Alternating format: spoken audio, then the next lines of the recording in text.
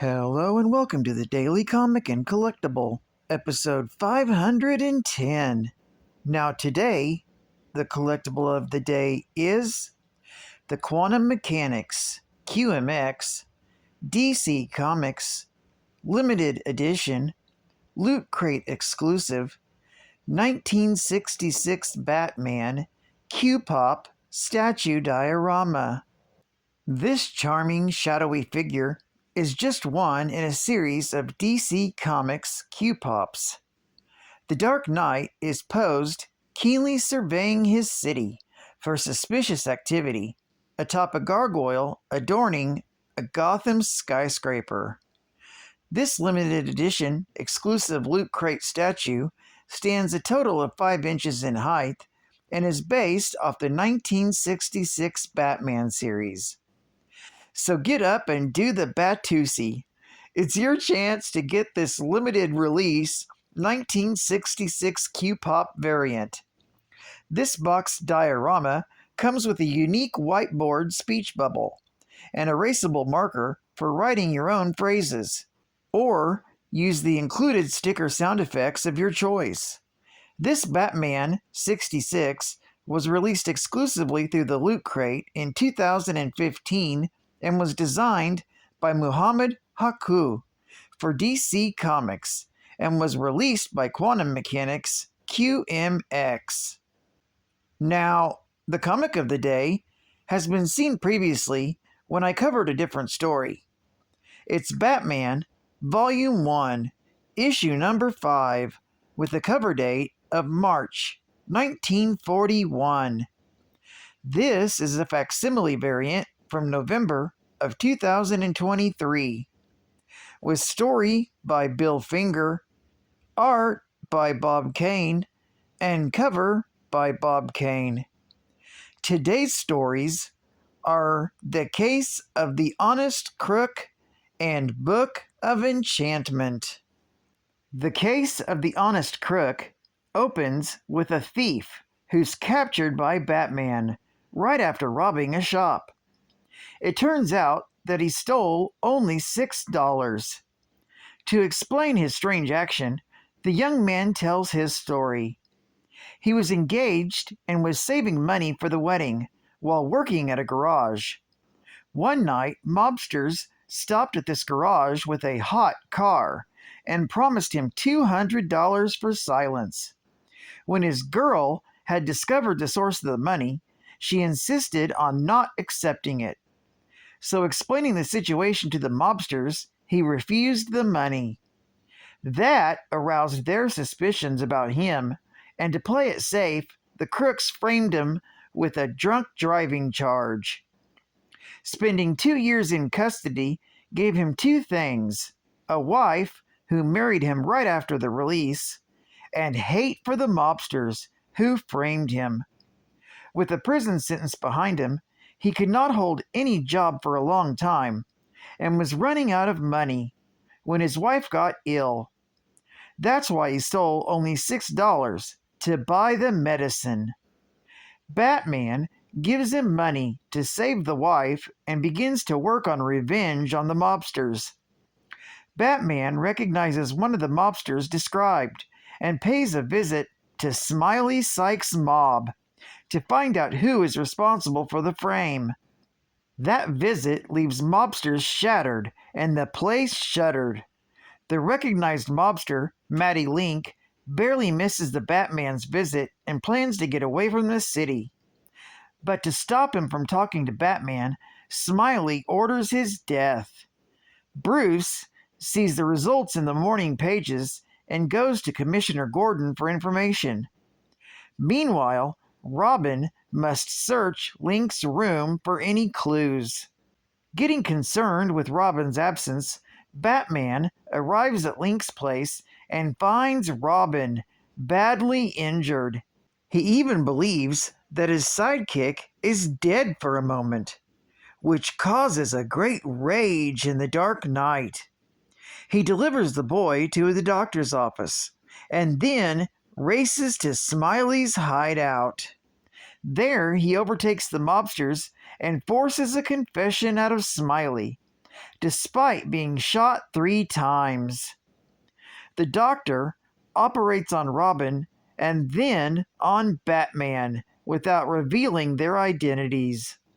The next day, the thief visits them at the doctor's office, and he informs Batman that he got a job at the store that he tried to rob, and his wife is going to be all right.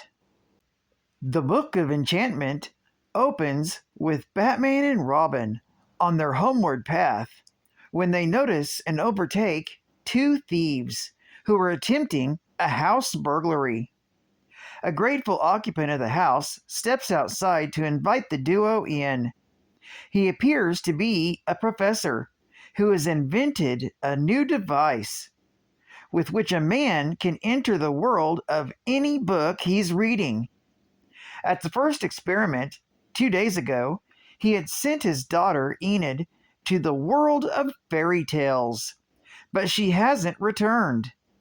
Batman accepts Professor's request for help and dives into the fantastic adventure with Robin at his side. Arriving in the fairy tale land, they encounter an old man with a scythe, Father Time. He warns that the girl must be rescued from the Black Witch before the day ends, or else she will remain here forever. Next, the witch herself flies towards the heroes and releases 2 servants of hers, Burn and Freeze, hurling one enemy into another and so destroying them. Batman and Robin continue their journey. Simple Simon directs them on their way to the castle of the Black Witch, which goes right through the mountain guarded by a dragon. Saving Robin from the dragon's claws, Batman defeats it with explosives. It's then they meet Humpty Dumpty and travel to land above Earth by means of Jack's beanstalk. There, a pair of giants attempt to eat them, but fail to overcome the dynamic duo. Finally, Batman and his young aide reach the castle of the Black Witch, where Enid is being kept. Fighting other aggressive captives of the witch, and then the witch herself, they finally free Enid, with a little time left to escape from Fairyland. Fortunately, Robin accidentally commands the magic carpet to deliver all 3 of them to the exact spot of their arrival. With the sunset, the daughter returns to her father, and the heroes bid their farewell to the reunited family. Geek Fact: as mentioned before, this is considered a key issue, being the first appearance and debut of the Golden Age Batmobile, designed with the bat-shaped head on the front. It's also the first appearance of the Batboat, though it hasn't been named yet. Bonus Geek Fact: in the first story in this issue that I covered last week, Batman accumulated another cranial concussion. And in today's first story, Batman accumulates 3 new bullet wounds. Plus, this same story, Case of the Honest Crook, was reprinted in Batman, The Greatest Stories Ever Told, Volume 1, with a cover date of April 2005. Advertising Ad Fact: Me hope you win 'em prize. Straight shooting and thinking wins a trip to my rancho. Now you can win one of 2 free trips to Red Ryder's Rocky Mountain Rancho, or one of 210 other prizes given. Enter Daisy's big rootin' tootin' shootin' contest now. Each contestant must shoot an official target and complete the sentence. I like to shoot a daisy because in 20 words or less. Sentences must be written in space provided on the official target. Any air rifle using BB type shot may be used. Get free contest targets and entry blanks at dealers or write us. Contestants may be of any age, up to and including 16 years at start of the contest, May 1st of 1941, and must be residents of the continental United States. I want to see a 2-year-old get out there and do this.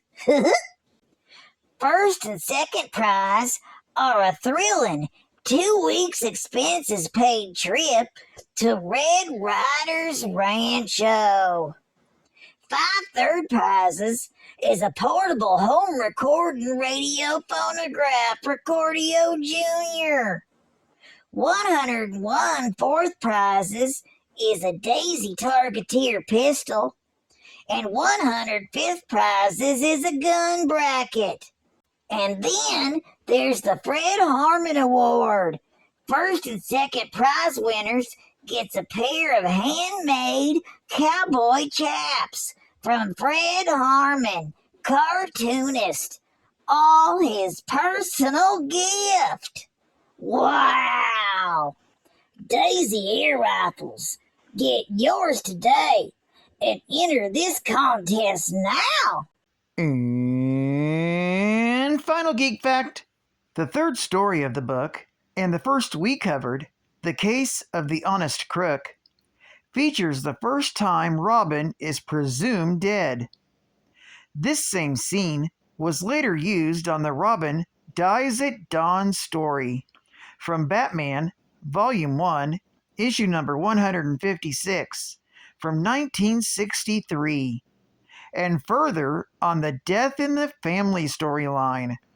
That was a 4-part story written by Jim Starlin and published in 1988, and provides a shocking development in the Batman mythos, as Jason Todd, the second Robin, is killed by Batman's arch enemy, the Joker. And even more controversial was the fact that the readers voted and chose if Robin lived or died. The audience chose to eliminate a legendary figure in comics. Well, I'd like to thank you for joining me for another Daily Comic and Collectible, and I hope to see you again tomorrow. This is Catfan Comics Man, and I'll catch you on the flip. Over and out.